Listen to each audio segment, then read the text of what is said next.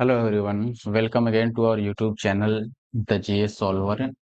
आज के इस वीडियो में दोस्तों फिर से हम सॉल्व करने वाले हैं जियोग्राफी के क्वेश्चन को। और ये घटना चक्र की जो बुक आती है जियोग्राफी की 2025 की, इस ये सीरीज हम लेके चल रहे हैं पीवाईक्यू की। और आपको बता दें कि इसमें ऑलरेडी मैंने 2 वीडियोज अपलोड कर रखे हैं। अगर आपने नहीं देखा है तो आप हमारे YouTube channel the GS solver पे जाइए और प्लेलिस्ट चेक कर सकते हैं, ठीक है। और दूसरी बात कि ये तीसरी वीडियो है जिसमें हम कर्क रेखा के बारे में पढ़ने वाले हैं और कर्क रेखा किन राज्यों से होकर गुजरती है और इससे रिलेटेड किस टाइप के क्वेश्चन अभी तक पूछे गए हैं। आपने एक्सपेक्ट नहीं किया होगा उस तरह के क्वेश्चन भी पूछे जा चुके हैं अलग अलग स्टेट के पीसीएस एग्जाम्स द्वारा, ठीक है। अब ऐसा नहीं है कि ये वीडियो केवल पीसीएस एग्जाम्स के लिए ही है। आप अगर बाकी किसी दूसरे एग्जाम की भी तैयारी करते हैं तो आप जरूर से वीडियो को कंप्लीट देखिए।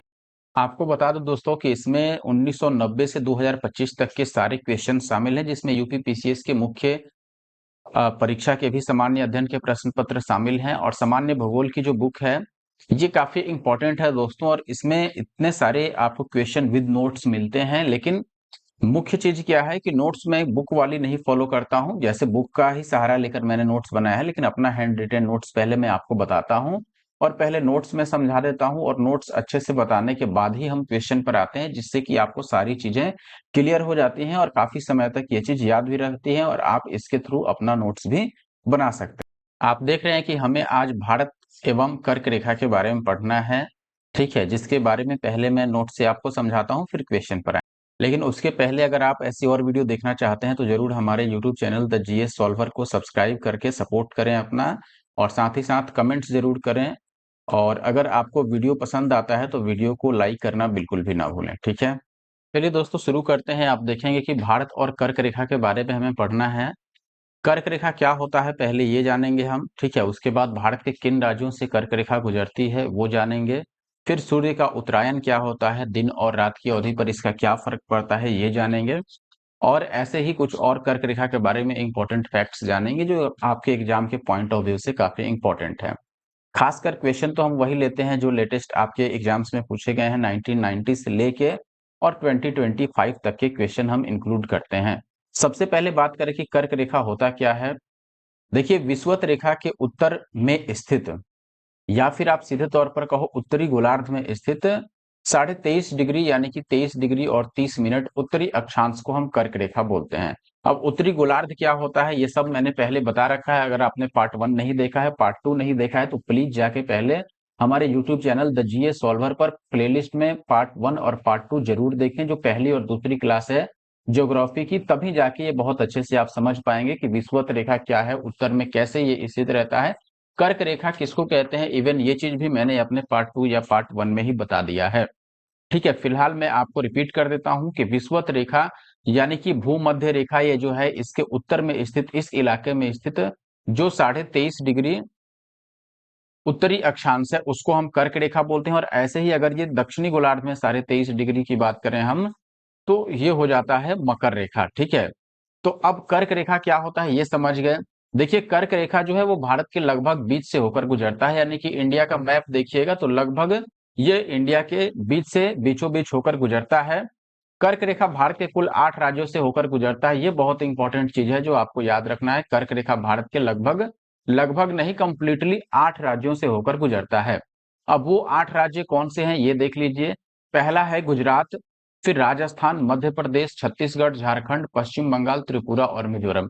कई बार इसको याद रखने के लिए लोग ट्रिक भी आपको बताते हैं, जैसे कि एक ट्रिक मुझे भी याद है, मित्र पर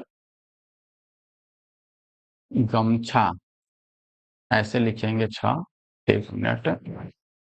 अब इस ट्रिक में क्या परेशानी है ये भी मैं बताऊंगा। मित्र पर गमछा झार, इसमें बी से है मिजोरम, त्र से त्रिपुरा, ठीक है, प से पश्चिम बंगाल, र से राजस्थान, और ग से आपका गुजरात हो गया, म से मध्य प्रदेश हो गया, ठीक है, छ से छत्तीसगढ़ और झार से झारखंड हो गया। लगभग सारी इसमें सभी स्टेट्स कवर हो जाती हैं। लेकिन एग्जाम कई बार आप देखेंगे ही इस तरह से एग्जाम में क्वेश्चन पूछा जाता है कि ये लेफ्ट टू राइट सजाने के लिए बोलता है, ठीक है, कि सबसे लेफ्ट में मैप पर कौन आएगा, फिर राइट में कौन आएगा, फिर उसके राइट में कौन आएगा, या सबसे राइट साइड में कौन आता है। तो इसको देख करके तो आप नहीं बोल सकते हैं कि सबसे लास्ट में मी से मिजोरम आएगा, मिजोरम तो सबसे राइट में आता है। सबसे लेफ्ट में क्या आता है? गुजरात। आगे मैं इस चीज को आपको क्लियर कर देता हूं मैप पर, आइए दिखाता हूं मैं। देखिए यहाँ पर मैंने मैप ले रखा है। मैप में आप ये चीज इजी, आपको ट्रॉपिक ऑफ कैंसर दिखाया गया है, जिसको हम हिंदी में कर्क रेखा बोलते हैं। ठीक है। अब इसमें ध्यान दीजिएगा कि किस किस राज्यों से होकर गुजरती है। सबसे पहला चीज कि यह भारत के 8 राज्यों से होकर गुजरता है। यहाँ पर ये चीज क्लियर कर दिया गया है कि भारत में जो ट्रॉपिक ऑफ कैंसर है ये 8 स्टेट से होकर पास करता है। दूसरा चीज क्या है कि मैक्सिमम लेंथ जो है, maximum length tropic of cancer का यानी कर्क रेखा का अधिकतम लंबाई जो है वो किस राज्य में है? मध्य प्रदेश में है। और सबसे कम लंबाई उसकी किस राज्य में है? राजस्थान में। आप देखते हैं राजस्थान का इतना ही इलाका है, केवल ये वाला इलाका है राजस्थान का जहां पर कर्क रेखा पास कर रही है। ठीक है। अब अगर मैं बात करूं, एक मिनट, देखिए यहां पर यह चीज दिखाया गया है कि पहले गुजरात से पास हुआ, फिर राजस्थान से, फिर तीसरे में मध्य प्रदेश से सबसे अधिक लंबाई लंबाई उसके बाद आता है आपका छत्तीसगढ़। आप यहाँ पर देख सकते हैं छत्तीसगढ़ है। छत्तीसगढ़ के बाद क्या आता है? झारखंड, जो कि पहले बिहार और झारखंड जब एक थे तो ये बिहार से होकर पास करता था, लेकिन अब चूंकि झारखंड अलग है तो हम बिहार को नहीं इंक्लूड करते हैं, केवल झारखंड बोलेंगे, झारखंड। उसके बाद आता है वेस्ट बंगाल यानी पश्चिम बंगाल, फिर त्रिपुरा, और त्रिपुरा के बाद आता है आपका मिजोरम, जो कि आखिरी है। तो लेफ्ट टू राइट या राइट टू लेफ्ट इसको सजाने के लिए कई बार दे दिया जाता है, इसलिए आपको इसी अ, क्रम में याद रखना है। ये जो सीक्वेंस दिया गया है इसी तरह से याद रखना है। ठीक है। तो पहले गुजरात हो गया, फिर राजस्थान, फिर मध्य प्रदेश, फिर छत्तीसगढ़, झारखंड, पश्चिम बंगाल, त्रिपुरा और मिजोरम। इस तरीके से आपको याद रखना है। और नियरेस्ट जो सिटी है ट्रॉपिक ऑफ कैंसर के, यानी कि जो कर्क रेखा के सबसे नजदीक का शहर है भारत में, वो कौन सा है? उदयपुर, जो कि त्रिपुरा का एक शहर है। ध्यान रखिएगा, उदयपुर कहाँ का शहर है? त्रिपुरा का शहर है। ठीक है। तो भारत में सबसे नजदीक जो ट्रॉपिक ऑफ कैंसर यानी कर्क रेखा के सबसे करीब का जो शहर है वो कौन सा है?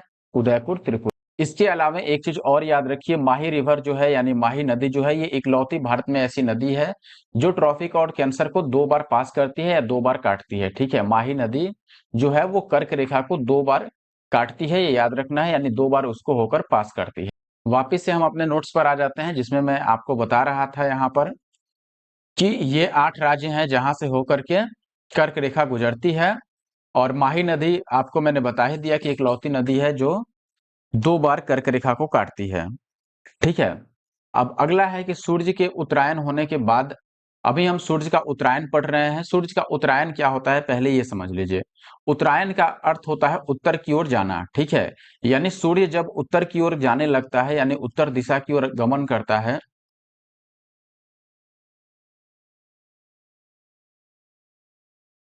उत्तर दिशा की ओर यात्रा करता है या उधर बढ़ता है, तो उसको सूर्य का उत्तरायण कहते हैं। और ये शुरू कब से होता है?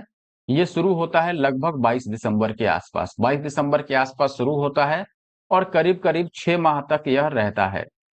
6 माह तक रहता है। तो आप इस तरीके से अंदाजा लगा सकते हैं कि ये 22 दिसंबर से शुरू हुआ, 6 महीने तक रहने का मतलब कि करीब करीब यह जून तक रहता है। और सूर्य के उत्तरायण होने की स्थिति में क्या होता है ये समझिए। जैसे जैसे सूर्य उत्तर की ओर बढ़ता है, वैसे वैसे उत्तरी गोलार्ध में दिनों की जो अवधि होती है या फिर दिन का जो टाइमिंग होता है, लेंथ होता है, वो बढ़ने लगता है और रात की अवधि घटने लगती है। ये याद रखिएगा, उत्तरायण जैसे जैसे होगा यानी जैसे जैसे सूर्य उत्तर की ओर बढ़ने लगेगा, वैसे वैसे उत्तरी गोलार्ध में दिन की अवधि बढ़ने लगेगा। सिंपल सा कारण है। आप देखेंगे कि ये अगर पृथ्वी है और ये अपना विषुवत रेखा है, तो विषुवत रेखा के आसपास सबसे ज्यादा गर्मी रहती है, क्योंकि सूर्य से सबसे करीबी इलाका है ये। उत्तरायण का मतलब है इस डायरेक्शन में बढ़ना, और आपको पता है कि इंडिया भी उत्तरी गोलार्ध में ही है, तो इस डायरेक्शन में बढ़ने पर क्या होगा, यहाँ पर जो दिन का टाइमिंग है यानी दिन का अवधि है वो बढ़ने लगेगा और रात की अवधि कम होने लगेगी। और इस क्रम में 21 जून को, जो कि 21 जून है, उस दिन क्या होता है, 21 जून को सूर्य की उत्तरायण स्थिति जो होती है ये सबसे अधिक होती है, यानी सबसे करीब पर होता है। और ऐसे कंडीशन में होगा क्या कि उत्तरी गोलार्ध में जो दिन की लंबाई है वो सबसे अधिक हो जाती है, यानी दिन सबसे लंबा हो जाता है 21 जून को। और रात सबसे छोटा हो जाता है कब? 21 जून को। तो उत्तरी गोलार्ध में सबसे बड़ा दिन 21 जून को और सबसे छोटा रात 21 जून को। इसका उल्टा होगा इसी दिन दक्षिणी गोलार्ध में, यानी रात सबसे बड़ा हो जाएगा और दिन सबसे छोटा होगा। ये चीज आगे आपको मैं बता भी देता हूं, यहां पर आप देखेंगे।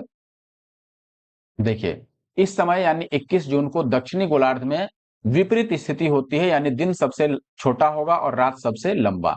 कर्क रेखा को 2 बार पार करने वाली नदी माही नदी, ये मैंने बता ही दिया आपको। ठीक है। अब अगला जो इंपॉर्टेंट चीज है, जो आप एक्सपेक्ट कम कर सकते हैं कि ऐसा क्वेश्चन भी आ सकता है, और ऐसा क्वेश्चन आया है कई बार। आपसे भारतीय शहरों के नाम दे देगा और पूछेगा कि बताइए इसमें कर्क रेखा के सबसे नजदीक शहर कौन सा है।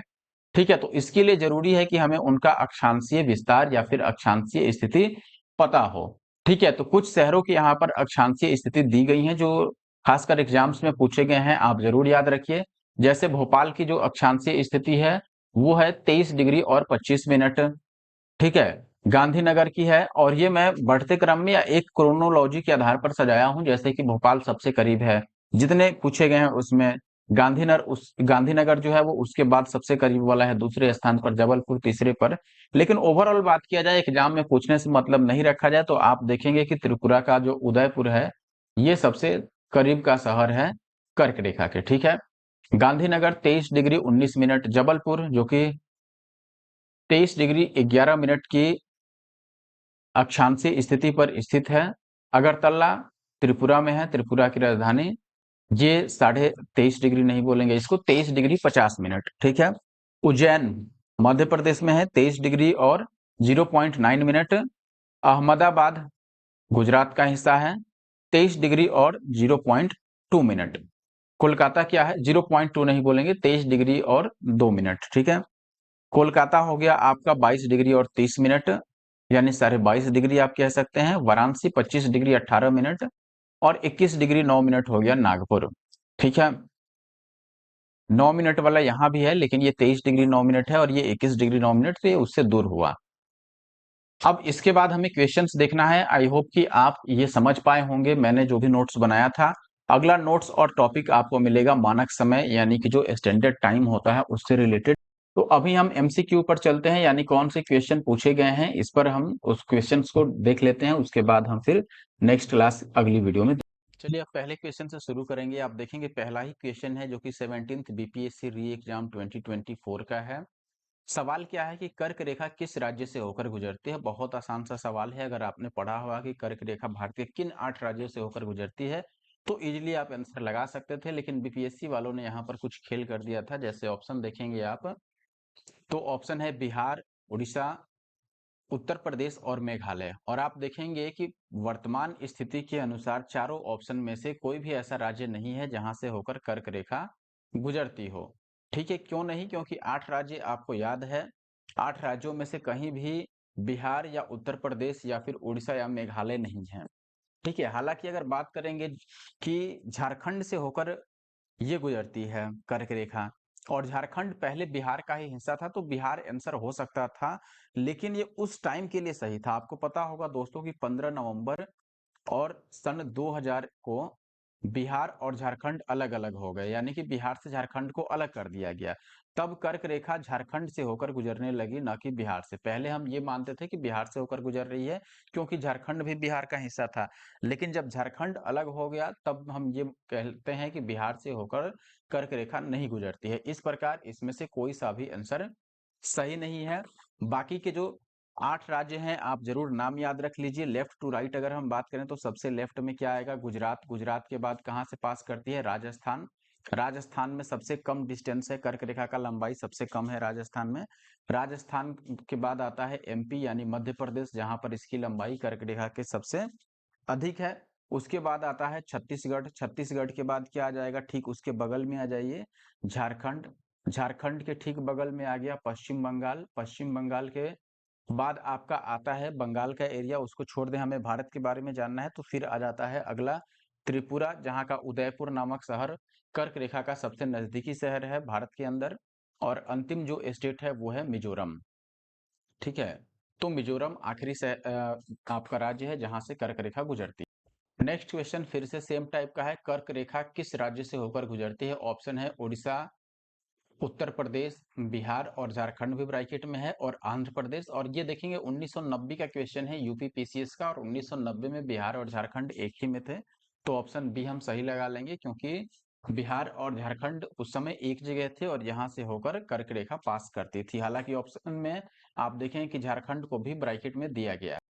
अगला सवाल देखेंगे, कर्क रेखा निम्नलिखित में से किन राज्यों से होकर गुजरती है? ये हमें चूज करना है, गुजरात, उत्तर प्रदेश, छत्तीसगढ़ और झारखंड।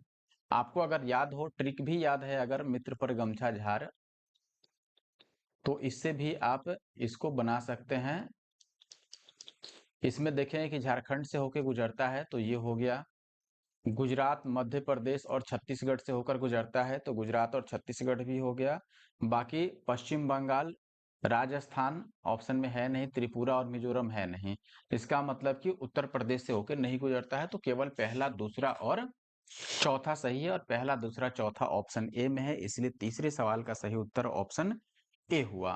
सवाल फिर से सेम है, कर्क रेखा कहाँ से गुजरती है? मध्य प्रदेश से, त्रिपुरा से, मिजोरम से, या इनमें से सभी से?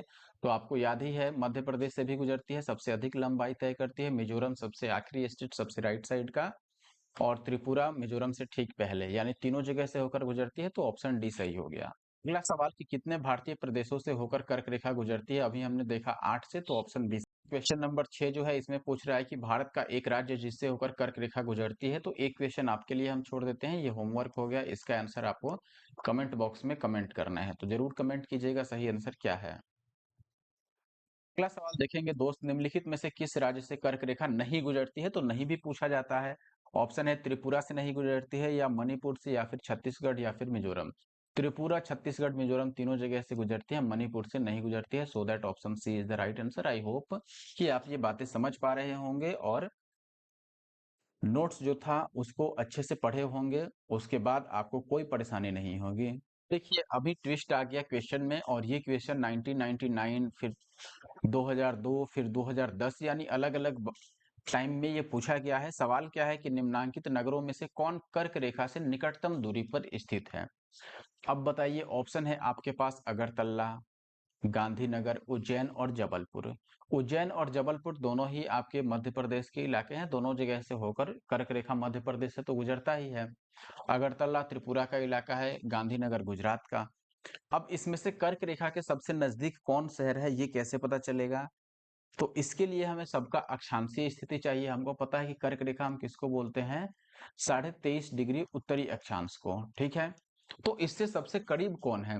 अब बताओ, अगर आपको याद है कि अगर तल्ला का अक्षांशीय स्थिति हमने क्या बताया था, ठीक है, अगर तल्ला है 23 डिग्री और 50 मिनट, तो ये हो गया 23 डिग्री और 50 मिनट। ये याद रखने वाली चीजें हैं। गांधीनगर जो कि गुजरात का इलाका है, ये है 23 डिग्री और 19 मिनट। तो 23 डिग्री और 19 मिनट, ये सारी उत्तरी अक्षांशी हैं, इसमें कोई दक्षिणी नहीं है, ठीक है, क्योंकि ये उत्तरी गोलार्ध में ही स्थित है पूरा इलाका, क्योंकि ये भारत के अंदर है और भारत ही उत्तरी गोलार्ध में है। जबलपुर की बात करें, जबलपुर की अक्षांशीय स्थिति क्या है? 23 डिग्री और 11 मिनट। और उज्जैन की जो अक्षांशीय स्थिति है वो है 23 डिग्री और 9 मिनट। 23 डिग्री और सॉरी 23 डिग्री और 9 मिनट। अच्छा, अब देखिए इसमें सबसे नजदीक कौन सा हुआ? तो आपको देखो दो तरीका है, या तो अपने से दिमाग लगा लो, या फिर इसमें से इनको माइनस करके चेक करो कि मिनिमम कहाँ आता है। जैसे ये 23-30 है और ये 23-50 है, तो यहाँ 20 मिनट का फर्क है पहले में। यहाँ पर 23-19 है, तो 30 और 19 से 11 मिनट का फर्क है। ये 11 है, तो यहाँ पर कितने का फर्क है? तो आप देखेंगे कि 19 का फर्क है, 19 मिनट का, और यहाँ पर 9 है, तो यहाँ पर आपको 21 मिनट का फर्क है। तो सबसे कम फर्क कहाँ पर दिखा आपको? 11 में, यानी कि दूसरे वाले में, गांधीनगर में। तो आठवें का जो सही उत्तर हुआ दोस्तों, वो कौन सा हुआ? ऑप्शन बी, यानी कि गांधीनगर जो है वो सबसे कम दूरी पर है। इसका मैं आपको व्याख्या भी दिखा देता हूं, ठीक है। हालांकि ये चीज आपको समझना भी पड़ेगा। आप देखेंगे यहाँ पर क्या है, व्याख्या में वही चीज लिखा गया है, स्थल है, जैसे अगरतला, अक्षांशीय स्थिति क्या है इसका? 23 डिग्री और 50 मिनट उत्तर। गांधीनगर का भी दिया गया है, जबलपुर और उज्जैन मैंने बता ही दिया आपको। और सबसे यहाँ पर अंतर निकाला गया है, जैसे यहाँ 20 मिनट का अंतर है, यहाँ 11 मिनट का, यहाँ पर पॉजिटिव निगेटिव में दिखाया गया है, लेकिन मैंने केवल डिफरेंस देख लिया था, क्योंकि हमें नजदीक ढूंढना है, ठीक है, प्लस माइनस नहीं ढूंढना था।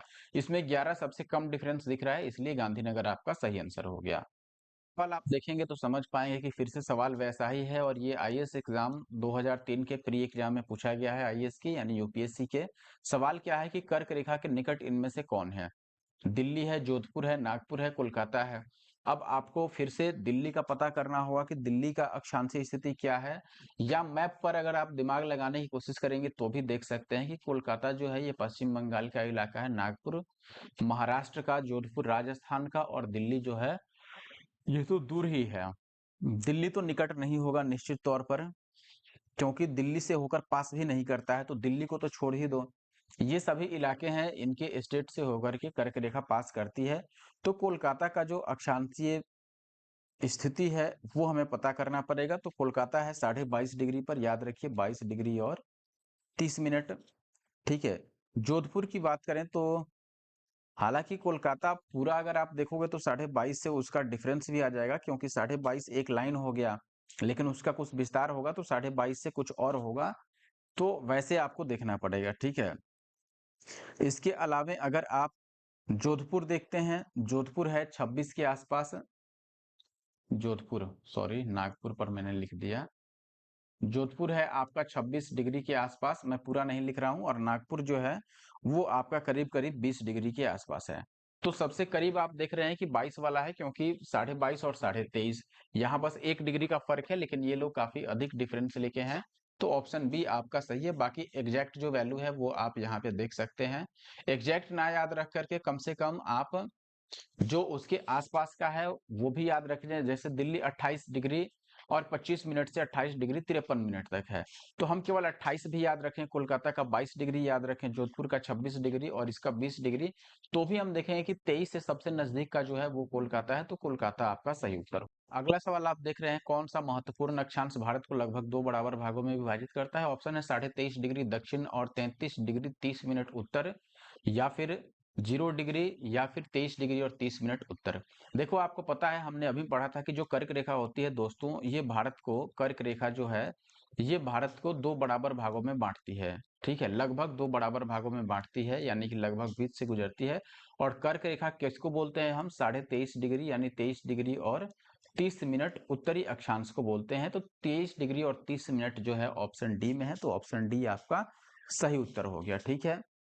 अगला सवाल देखिए क्या है, निम्नलिखित में से कौन सा कथन सत्य है? ऑप्शन है कर्क रेखा भारत को 2 हिस्सों में बांटती है। कर्क रेखा भारत के अंतरराष्ट्रीय सीमा रेखाओं को भी 2 हिस्से में बांटती है, और भारत का पूर्व पश्चिम में अधिकतम विस्तार कर्क रेखा के साथ साथ है, पूर्व और पश्चिम में। अगला कह रहा है कि भारत में सबसे पूर्वी और सबसे पश्चिमी बिंदुओं को जोड़ने वाली कर्क रेखा के उत्तर में स्थित है। भारत में सबसे पूर्वी और सबसे पश्चिमी बिंदुओं को जोड़ने वाली रेखा कर्क रेखा के उत्तर में स्थित है। इनमें से आपको सही बताना है कि कौन है, पहला दूसरा, फिर दूसरा तीसरा, या तीसरा चौथा, या फिर पहला और चौथा। क्वेश्चन आप देखेंगे ये झारखंड पीसीएस का है, 2023 का ही क्वेश्चन है। देखिए अब यहाँ पर सबसे पहला वाला पॉइंट तो सही है, आपको भी पता है कि कर्क रेखा भारत के लगभग बीच से होकर गुजरती है, अभी हमने देखा पहला सही है। अब अगर हमें ये पता चल गया कि पहला ऑप्शन सही है, तो जिसमें जिसमें पहला दिया गया है वही सही हो सकता है। इसमें नहीं दिया है यानी ये ऑप्शन गलत है, इसमें भी कहीं भी पहला को सही नहीं बोला गया है तो ये भी गलत हो गया। अब ऑप्शन देख के आपको लगेगा कि पहला के साथ अब या तो दूसरा सही है या फिर चौथा सही है, तो केवल दूसरे और चौथे पे दिमाग लगाते हैं, बाकी किसी पे नहीं, यानी तीसरे पे अभी दिमाग नहीं लगाएंगे। दूसरे में कह रहा है कि कर्क रेखा भारत की अंतरराष्ट्रीय सीमा रेखाओं को 2 हिस्सों में बांटती है। बताइए भारत की अंतरराष्ट्रीय सीमा रेखाएं अलग अलग हैं और उसको दो बराबर हिस्सों में कैसे बांटेगी? सबसे पहला चीज की अंतरराष्ट्रीय सीमा रेखा जलीय अलग है, यानी तटीय इलाका अलग है, और केवल जो मुख्य भूमि से जुड़ा हुआ है बाउंड्री वो अलग है। जैसे पाकिस्तान के साथ मुख्य भूमि से जुड़ा हुआ बाउंड्री है, अफगानिस्तान के साथ, चाइना के साथ, नेपाल के साथ, भूटान के साथ। ठीक है। तो यहाँ पर ये कहना बिल्कुल भी सही नहीं होगा, ये गलत होगा। अब अगर ऑप्शन 4 की हम बात करें, हालांकि ऐसे ही ऑप्शन डी अब सही मार्क कर सकते हैं, बाकी ऑप्शन 4 भी समझ लीजिए। भारत में सबसे पूर्वी और सबसे पश्चिमी बिंदु, देखो अगर ये भारत का मैप है, मान लो मैं ऐसे बना देता हूं, आप समझ लेना। इसमें इस इलाके में अरुणाचल प्रदेश होता है, और यहाँ जो इस तरीके से घुमा रहता है ये गुजरात होता है। ठीक है, ये जो ऐसे बनता है इसमें ऊपर अरुणाचल प्रदेश होता है, और भारत का जो सबसे पूर्वी बिंदु है वो है अरुणाचल प्रदेश में स्थित ठीक है, अरुणाचल प्रदेश का आखिरी छोर जिसका नाम है किबिथु। आगे पढ़ने को मिलेगा आपको, तो किबिथु सबसे पूर्वी बिंदु है और सबसे पश्चिमी बिंदु जो है वो है गुजरात में, जिसका नाम है गौर माता या फिर गुहार मोती। ठीक है, तो गौर माता या गुहार मोती आप समझिए। अब ये कह रहा है कि इनको जो मिलाने वाली रेखा होगी वो कर्क रेखा के उत्तर में स्थित होगी या उसके दक्षिण में।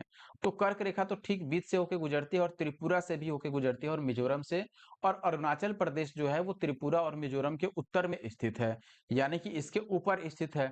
तो निश्चित तौर पर हम ये कहेंगे कि अरुणाचल प्रदेश और गुजरात की लाइन जो जोड़ती है, जो किबिथु और गौर माता को, वो कर्क रेखा के उत्तर में ही स्थित है, और यही चीज यहाँ पूछा गया था चौथे में। तो चौथा ऑप्शन भी सही है, और इस प्रकार देखें कि ऑप्शन डी इसका सही हो गया उत्तर। आई होप कि आप बात समझे होंगे। अगर बात आप समझ पा रहे हैं तो निश्चित रूप से वीडियो को लाइक कीजिए, और हमारा जो यूट्यूब चैनल है द जीएस सॉल्वर, अगर अभी तक नहीं सब्सक्राइब किया है तो the GS solver YouTube channel को ऐसे और वीडियो देखने के लिए सब्सक्राइब कर लें। वीडियो को शेयर और लाइक कमेंट जरूर करें, ताकि ऐसे और वीडियो हम जल्दी से लाते रहें, और चैनल को सपोर्ट कीजिए ताकि चैनल जल्दी से ग्रो करे और बहुत जल्द हम आपके लिए 1000 वीडियो पूरी कर दें। अगला सवाल क्या है दोस्त, निम्नलिखित में से कौन सा भारतीय राज्य कर्क रेखा के उत्तर में है? अब देखिए, कर्क रेखा के उत्तर में भी पूछ लिया गया। देखो, झारखंड, मिजोरम, त्रिपुरा या फिर मणिपुर। सबसे पहले देखो, ये तीनों तो ऐसे इलाके हैं जहां से होके कर्क रेखा गुजरता ही है, तो ये तो उत्तर में या दक्षिण में है नहीं, ये कर्क रेखा पर ही स्थित माने जाएंगे। ठीक है, तो अब ऑप्शन बी को लगाना हमारा मजबूरी हो गया। यहाँ पर आप देखें कि ऑप्शन बी ऑटोमेटिक सही मानना पड़ेगा। हालांकि मणिपुर जो है वो मिजोरम के ठीक ऊपर स्थित है। ठीक है, अगर आपको मैप ये वाला जो सिक्किम के बगल वाला इलाका है अगर याद हो, तो सबसे नीचे यहाँ आता है मिजोरम, उसके ऊपर मणिपुर, उसके ऊपर नागालैंड, फिर ऊपर अरुणाचल प्रदेश, ऐसे आता है। तो ये अगर मणिपुर है और ये मिजोरम है, सॉरी मिजोरम से तो गुजरता ही है, नीचे मिजोरम है, ये अगर मिजोरम है और ये मणिपुर है, तो आप देखेंगे कि मणिपुर जो है वो कर्क रेखा तो मिजोरम से गुजरता है, तो मिजोरम के उत्तर में चूंकि मणिपुर है, इसलिए कर्क रेखा के भी उत्तर में मणिपुर होगा, और ऑप्शन बी सही होगा। बाकी तरीके क्या हो सकते हैं आप देख सकते हैं, मैथ जैसा तरीका है। और अगर आपने हमारा मैथ का यूट्यूब चैनल नहीं सब्सक्राइब किया है, एनके मैथ्स आप सर्च कर सकते हैं, जिस पर हम मैथ्स के प्रीवियस ईयर क्वेश्चन का सोल्यूशन प्रोवाइड कराते हैं। अगला सवाल आपसे पूछ रहा है कि जून माह में निम्न स्थानों में से कहां पर दिन की अवधि अधिकतम होगी? हैदराबाद में, भोपाल में, या फिर चेन्नई में, या फिर दिल्ली में? तो उत्तरायण का स्थिति है, आपको पता है जून उत्तरायण का अंतिम महीना होता है। अब देखिए, इसका आंसर लगाने के लिए थोड़ा सा हम दिमाग लगाएंगे, मैथ की तरह। दिमाग क्या लगाएंगे, आप यहाँ पर देखेंगे ऑप्शन में क्या क्या है। उत्तरायण का मतलब मैंने आपको समझाया था कि सूर्य का उत्तर की ओर बढ़ना। उत्तर की ओर जैसे जैसे सूर्य बढ़ता है वैसे वैसे क्या होता है, दिन की अवधि यानी दिन की लंबाई बढ़ने लगती है। तो इन सभी शहर में ओवरऑल हमें अब ढूंढना है सबसे उत्तरी इलाका, कर्क रेखा से जो अधिक उत्तर में हो, या फिर ऐसे भी आप देख लें जो उत्तर में है सबसे। आप देखें कि हैदराबाद, भोपाल से तो नीचे ही है हैदराबाद, तेलंगाना की राजधानी है, और तेलंगाना मध्य प्रदेश से नीचे है, तो इसकी अपेक्षा ये उत्तर में नहीं है, यानी ये गया। चेन्नई और भोपाल में देखेंगे, चेन्नई तो और दक्षिण में है, हैदराबाद से भी दक्षिण, तो चेन्नई भी नहीं रहा। अब भोपाल और दिल्ली में उत्तर कौन सा होगा, यानी कि सबसे ज्यादा उत्तर, तो आप बोलेंगे दिल्ली होगा। भोपाल जो मध्य प्रदेश है वो दिल्ली से नीचे है, तो दिल्ली इस प्रकार सही उत्तर हो गया। आई होप कि आप समझ पाए होंगे कि क्या टेक्निक मैंने लगाया। और अगर अच्छा लगे वीडियो तो जरूर से वीडियो को लाइक कर दीजिए, और हमारे YouTube channel the GS solver भूलिए नहीं। चैनल नया है इसलिए चैनल को सपोर्ट चाहिए, और सपोर्ट तभी मिलेगा जब आप सब्सक्राइब करोगे, शेयर करोगे, लाइक करोगे और कमेंट करोगे। बढ़ते हैं आगे, और आपके लिए अगला सवाल लाते हैं।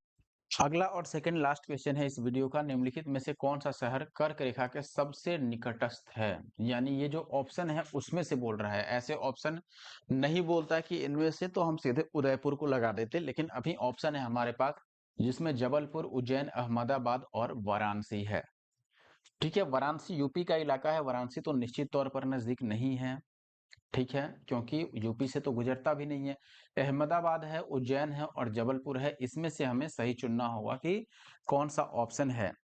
ठीक है, तो इसके लिए अब आपको फिर से इलाका यहाँ पर ये लिखना होगा कि किसका क्या अक्षांशीय स्थिति है। जैसे जबलपुर का क्या है, 23 डिग्री और 11 मिनट। अहमदाबाद जो है ये है 23 डिग्री के करीब करीब, यानी कि 23 डिग्री और 2 मिनट। उज्जैन, उज्जैन का जो इलाका है ये 23 डिग्री और 9 मिनट। अब बताओ, इतना लिख दिया तो अब इसके बाद तो आपको आंसर आ जाना चाहिए कि सही उत्तर क्या है। देखिए, अब ध्यान से अगर आप समझेंगे तो इससे कितना डिफरेंस रखता है, कर्क रेखा 23.5 डिग्री होता है, तो यहाँ पर आपका 19 डिग्री का डिफरेंस है, यहाँ 21 डिग्री का, और यहाँ तो और ज्यादा है 28 डिग्री का।